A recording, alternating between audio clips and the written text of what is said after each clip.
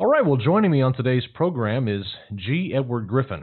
He is a writer and a documentary filmmaker with many successful titles to his credit. He is also well known for his gift for researching difficult topics and presenting them in a clear terms that all can understand. Today, I'll be speaking with him about his popular book, The Creature from Jekyll Island, a second look at the Federal Reserve. Edward, thank you for joining me on Follow the Money Weekly.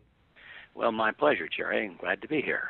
For those listeners who may not be as familiar with your book, The Creature from Jekyll Island, would you take a moment and give an overview of the book? What is it about, and why did you write it?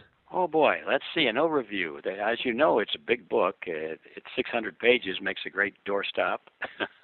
It covers a lot of history, Jerry. It's on the surface, it appears to be a book about the Federal Reserve System, and of course, indeed, it is.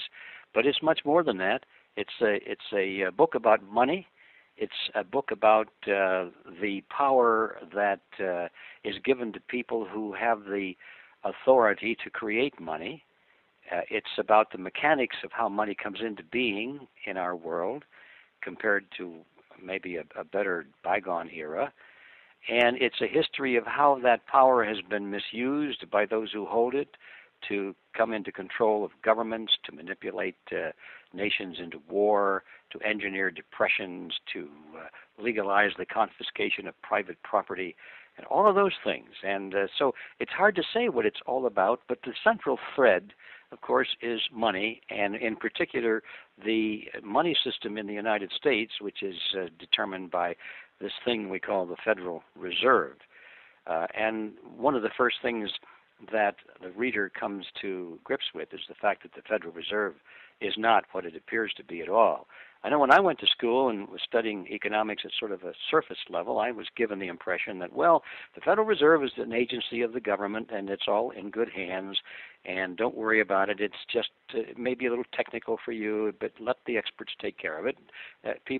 Good people are taking care of it for you, and we're protecting the best interests of the American people, and we're stabilizing the economy and all of these good things. Well, I found out that it's none of the above.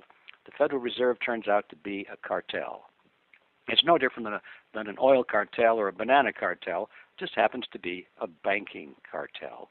And it was formed back in 1913 on the island, Jekyll Island. It was actually still called that, of course. It's off the coast of Georgia. The island was privately owned in those days by a small group of billionaires from New York, mostly Wall Street, people like J.P. Morgan and William Rockefeller and their business associates. It was privately owned. It was a resort island. It's where the families of the super rich went to spend the cold winter months, get away from New York down there in Georgia. And they went to this private island to create the Federal Reserve because they didn't want any prying eyes to see who was there, who was at the meeting, who was doing it, and so forth. It was a very secret meeting. And the reason for the secrecy is because the Federal Reserve Act, as it was sold to the American people, was supposedly an act of Congress to break the grip of those big bad bankers and put control of the banking system into the hands of the people through their elected representatives. And that was the image it had, and that was the reason it was promoted and why it was adopted, and it's still pretty much the image that people have. But the reason for the secrecy is because those big bad bankers who were supposed to be controlled by this act were the ones that actually wrote the act. They drafted the whole thing. It was their own bill. And they didn't want anybody to know that they were writing it, because then, of course, the cat would have been out of the bag. Everyone would have known, well, wait a minute, how can this control the bankers if it's written by the bankers? And they might have asked some questions that would have discovered that it's not a government agency after all. It's a cartel, which was given the power of government, given the power of Congress to create money. And so it appears to be an agency of the government because it does what most people expect government to do, which is to issue money. But it's actually issued privately by the banks of the nation in this cartel. And furthermore, they're given the power to create it out of nothing. They don't have to have any reserves behind it. It's entirely up to them to create any quantity they wish, to use any formula they wish. and on and on and on, Jerry. You say, what is this book about? Well, I guess in a nutshell, it is about one of the greatest scams of all history. And I saw the story not as a textbook of banking or monetary theory or anything dry like that. I saw it as a great whodunit. And I figured out who did it, and I wrote a book about it. We know who did it, how they did it. We know where the bodies are buried, and that's what finally came out to be called The Creature from Jekyll Island. Now, I remember when I first read your book, I was amused at the way you presented your research. You presented it, as you said, almost like a whodunit novel.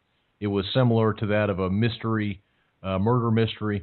And I found it to be very effective because, most people wouldn't pick up a tome on the Federal Reserve and say, hey, this will be nice, light bedroom reading.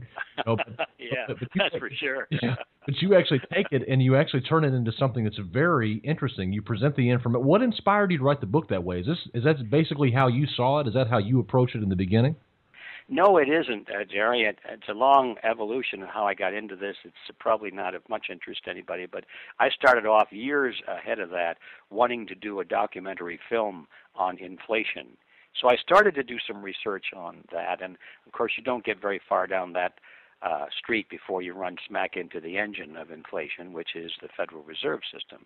So that was my first inkling of the fact that there was something not well understood when I found out that, my gosh, the Federal Reserve can create money out of nothing. I never knew that. And so I started to do this research for a documentary.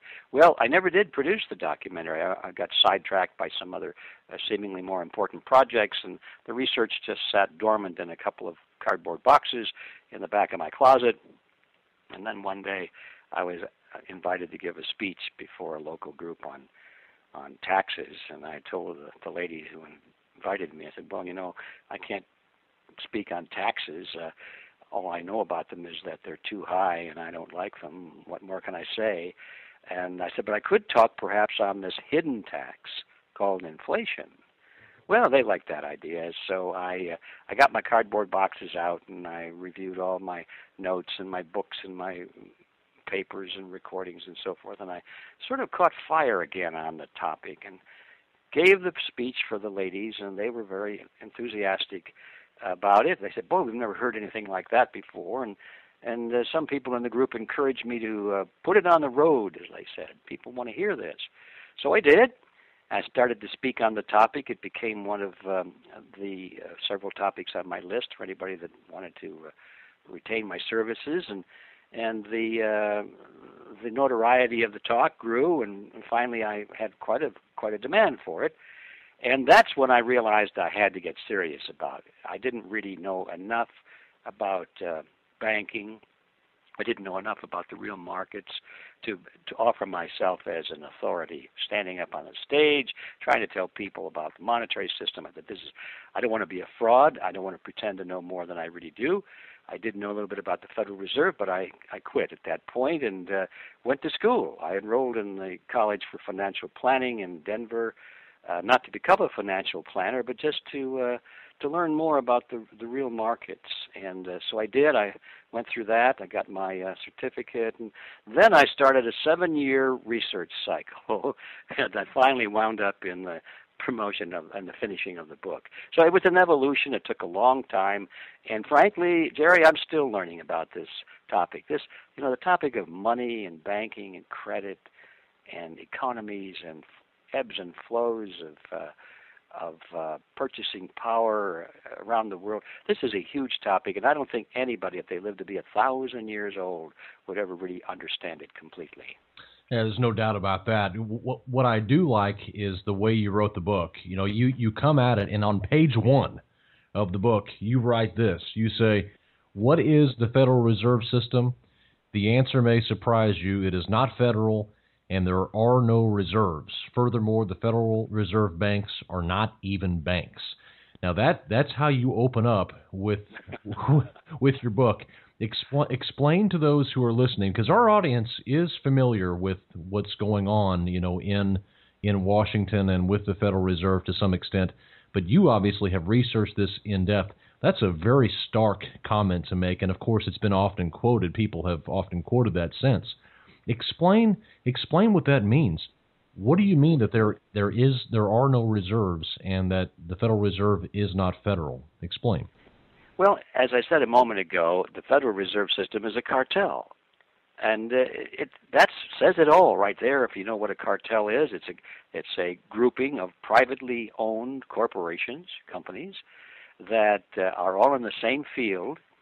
Normally they would be competitors with each other, but they've decided to reduce or eliminate competition between themselves in order to solidify their control over the market, whatever they happen to be in. It was John D. Rockefeller back in his heyday that made the phrase so famous that all of his biographers quote. He used to say, "Competition is a sin." And the reason for that, of course, is that when you compete, you have to either produce a product at a lower price or higher quality or both. But if you don't have to compete, if the whole market is locked up and the consumer has no choice, he must buy from you or your partner, where then you can get more money for the same amount of effort or productivity. So anyway, the effort on the part of most corporations or businesses in the world today, certainly since for the last couple of 100 years, developing first in Europe, has been to eliminate competition and to form cartels or monopolies. So that's what the Federal Reserve System is. It's a monopoly of banks or a cartel of banks, and you have to realize that the banks are one entity. The companies that make up the cartel are the real backbone of the industry. Those are the banks. You know, the Bank of America, Citicorp, Chase Manhattan, Morgan, and so forth. The big banks are real, but when they form a cartel, it's just like an association. It's just a grouping. And that's what the cartel is. It's an association of banks. They're not banks. It's just it's like the Chamber of Commerce in a sense. It's a group of companies that get together for their own mutual benefit and come to agreements, and then they abide by those agreements between themselves, and they set into place mechanisms for control, to control the market and to some extent even to control the activities of the members of the cartel to make sure that they abide by the rules and regulations. So it's not a bank. It's a cartel, and they have no reserves to speak of. I mean, there's technically a very minor requirement when a member bank comes into the Federal Reserve System. They do have to put up some kind of credit, some claims against their stock certificates. It's a minuscule amount. It's a laugh. But they do call those reserves. That would be probably, I'm going to guess, less than 0.1% of the total liability or obligation or functionality of the bank itself. It's just minuscule. It's like a bookkeeping entry. So when I say there are no reserves, that is technically incorrect. But what I should say is that there are no reserves of any consequence. When people think of reserves, they think, oh my gosh, there's got a big bank vault there somewhere, and if you could ever penetrate the door of that vault and walk in, you'd see these stacks of gold or stacks of money or whatever, and that is completely a fiction because there are no reserves of that kind in the system. And it's not federal any more than Federal Express is government. It's just a word. The Federal Reserve System has nothing to do with government. But when they went to Jekyll Island back in 1910, one of the things they discussed, Jerry, and since you've been through this history, is how to make it look like it was a function of the government. And so they consciously put the word federal in there, thinking that most people would say, oh, federal, that means, let's see, a full federal government. Well, it's a word trick. That's all it is. So that's what all that, what that little sentence means that you just read a moment ago. There's a lot of history behind it and a lot to be learned just by figuring out what that little sentence means.